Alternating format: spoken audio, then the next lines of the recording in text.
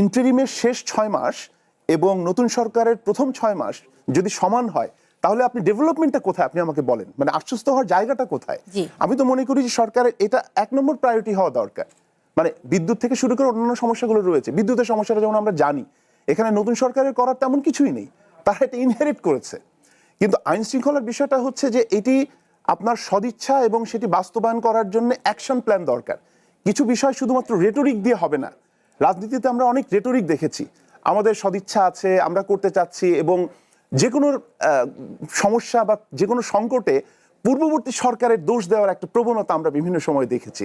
কিন্তু আপনাকে বুঝতে হবে যে গণ অভ্যুত্থান উত্তর যে ব্যবস্থা, সেই ব্যবস্থার ধারাবাহিকতায় যে নির্বাচিত সরকার ক্ষমতায় এসছে, দেখেন সংসদ কিন্তু ফাংশনিং, এই সরকারের উপর মানুষের আস্থা আছে। এমনকি আমি আপনাকে দায়িত্ব নিয়ে বলতে পারি, যে মানুষটা বিএনপি রাজনীতি পছন্দ করে না, যে মানুষটা তারেক রহমানকে পছন্দ করেন না, সেই মানুষটাও চায় যে দেশে একটা স্টেবিলিটি আসুক এবং এই সরকার সফল হোক।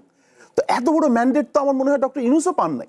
তাহলে এই 6 মাসে দৃশ্যমান কেন সেই উদ্যোগটি হচ্ছে না, যেখানে মানুষের জানমালের নিরাপত্তা? একজন মানুষ 32 নম্বরে গিয়েছে ফুল দিতে, আপনি আওয়ামী লীগের কার্যক্রম নিষিদ্ধ করেছেন, তাকে ধরে এভাবে বেধড়ক পেটাতে হবে? তবে সেখানে মবেরও কিন্তু আমরা একটি না, সেটি বলছি, সবকিছু মিলিয়েই তো মানুষের যে নিরাপত্তা সেটিকে আপনার নিশ্চিত করতে হবে।